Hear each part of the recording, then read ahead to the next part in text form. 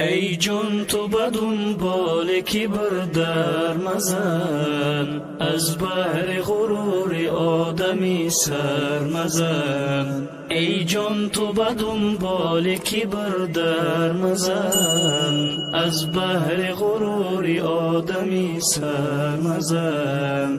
مال و تن و جان امانت اسمی دانی، جز تکیه او تکیه به هیچ در مزن. مال و تن و جان امانت اسمی دانی، جز تکیه او تکیه به هیچ در مزن. از خاک شده ای کبر منی ها چی کنی، این وسوسه و راه بدی ها چی کنی. از خاک شده ای کبر منی ها چی کنی، این وسوسه و راه بدی ها چی کنی. بیدار از این خواب گران می باید، بار نظری عمر جوان می باید. بیداری از این خواب گران می باید، بار نظری عمر جوان می باید. ای جان تو به دنبال کبر در مزن، از بحر غرور آدمی سر مزن.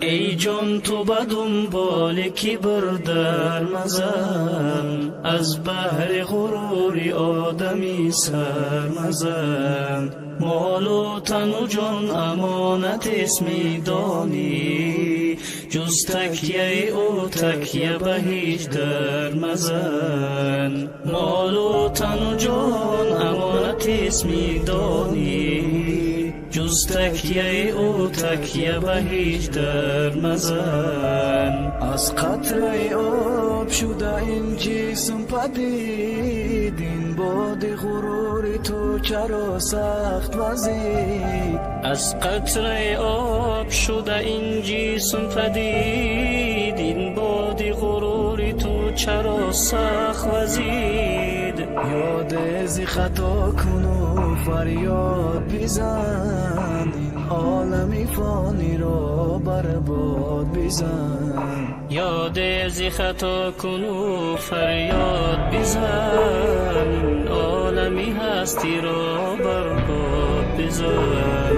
ای جان تو به دنبال کبر در مزن، از بحر غرور آدمی سر مزن. ای جان تو به دنبال کبر در مزن، از بحر غرور آدمی سر مزن. مال و تن و جان امانت اسمی دانی، جز تکیه او تکیه به هیچ در مزن.